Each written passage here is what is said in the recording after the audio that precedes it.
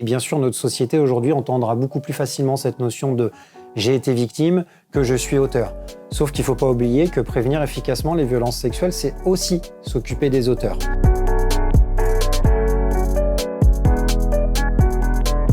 Alors le CRIOVS, comme je disais, c'est le centre ressources pour intervenants auprès des auteurs de violences sexuelles. Donc nos missions s'adressent aux professionnels et bénévoles qui sont confrontés à la problématique des auteurs de violences sexuelles. On intervient très régulièrement dans les collèges, les lycées qui accueillent du public pour faire des actions de prévention lorsqu'on parle de violences sexuelles.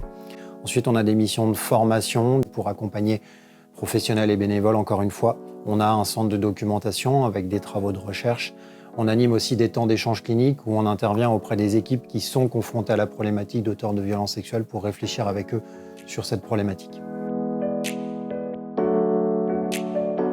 Alors c'est une question récurrente pour essayer de dresser un peu un profil des auteurs de violences sexuelles, sauf qu'au final, qu'on n'a absolument pas de profil type. C'est-à-dire que c'est le monsieur tout le monde. On s'en dégage une image assez souvent relayée par les médias d'individus plutôt libidineux, qui ont soit une forme de pouvoir, soit beaucoup de carences, soit beaucoup de difficultés.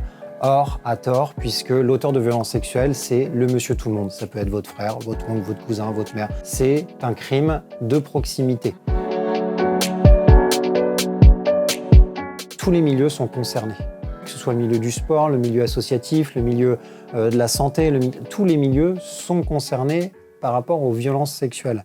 Donc je pense qu'il faut, dans tout milieu, enlever les œillères et commencer à regarder les choses en face et surtout pouvoir dire les choses. On ne choisit pas ses orientations sexuelles ou ses désirs sexuels. Chez les auteurs de violences sexuelles, on a des éléments qui ont eu du mal à s'harmoniser pendant l'enfance. Il y a des traumatismes qui sont présents, il y a des carences, il y a des abandons, il y a des violences subies, alors ce qui n'excuse absolument pas le passage à l'acte, mais qui est à identifier comme facteur incitant le passage à l'acte. Et donc nous, on travaille avec eux sur toutes ces problématiques-là afin, in fine, je dirais, de les aider à développer ces stratégies pour ne pas se retrouver dans les mêmes situations et donc les protéger eux, mais surtout protéger d'éventuelles victimes et la société. Il faut penser que le terme pédophilie est aujourd'hui fréquemment utilisé. Cependant, ce terme-là est issu du terme médical qui indique en fait une souffrance d'un individu, du moins une attirance sexuelle pour les enfants. Et donc, on peut avoir des pédophiles abstinents, mais aussi des pédophiles qui vont passer à l'acte. Et donc, lorsqu'ils seront passés à l'acte, on évoquera plutôt le terme de pédocriminel, notamment comme le souligne la psychiatre Muriel Salmona, qui identifie bien cette notion de pédophile et donc de pédocriminel. Des pulsions, on en a tous. On arrive tous à réfréner nos pulsions, nos tensions internes, de différentes manières, dans la majorité des cas de manière adaptée. Les auteurs de violences sexuelles, étant donné qu'eux-mêmes n'ont jamais identifié toutes ces problématiques-là, n'ont jamais été aidés ou accompagnés dans identifier leurs propres problématiques, vont avoir recours au passage à l'acte pour reprendre le contrôle sur eux.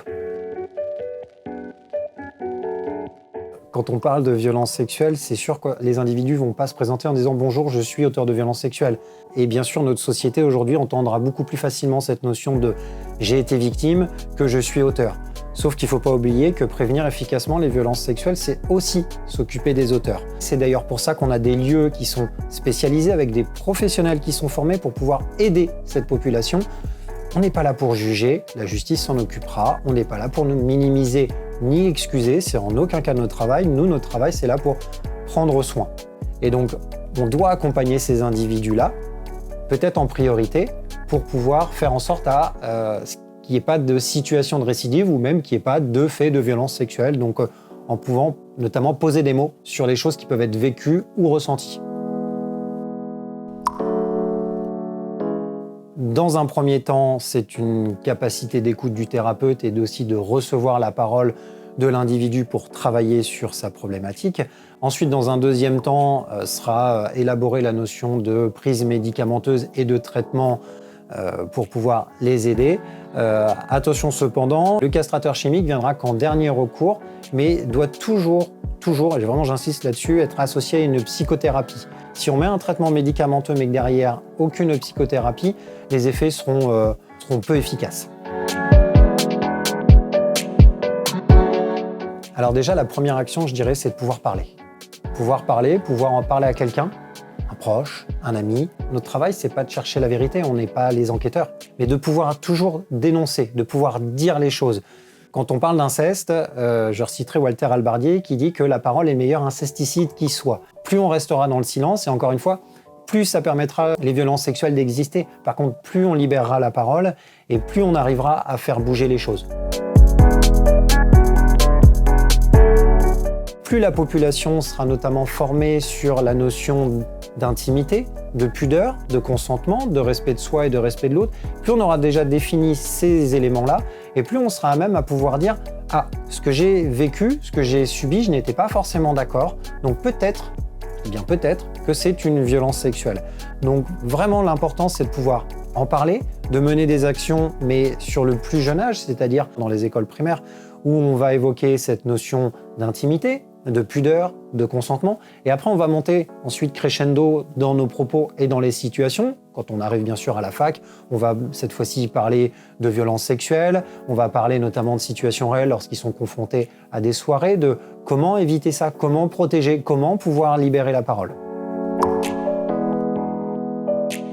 Alors l'idée, c'est pas de rendre tout le monde suspicieux de tous, mais l'idée, c'est aussi de pouvoir se questionner, de se dire est-ce que ce comportement-là, il est pas bien? Est-ce que ce serait peut-être pas à moi d'aller voir mon collègue, mon camarade de classe en lui disant bah écoute, ce que tu as fait là, moi je trouve pas ça très adapté, peut-être qu'il y a quelque chose qui va pas. Je suis pas un justicier, mais par contre, quand je vois des choses qui m'interpellent, bah ce serait peut-être bien si c'est mon collègue, si c'est mon voisin, si c'est mon ami, bah peut-être que ça vaudrait peut-être le coup que j'aille lui dire bah là c'était peut-être pas très adapté, il va peut-être falloir que tu vois quelqu'un ou re-questionne-toi aussi sur tes pratiques.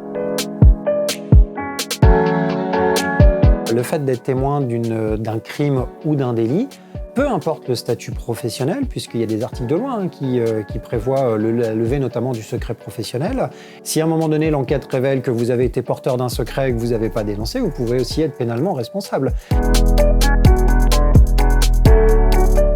Alors, il faudrait qu'il y ait des formations, des sensibilisations, des éléments pour pouvoir reconnaître un petit peu ou identifier les choses qui vont ou qui ne vont pas. Sauf que, est-ce que c'est réellement leur rôle de pouvoir prévenir des violences sexuelles?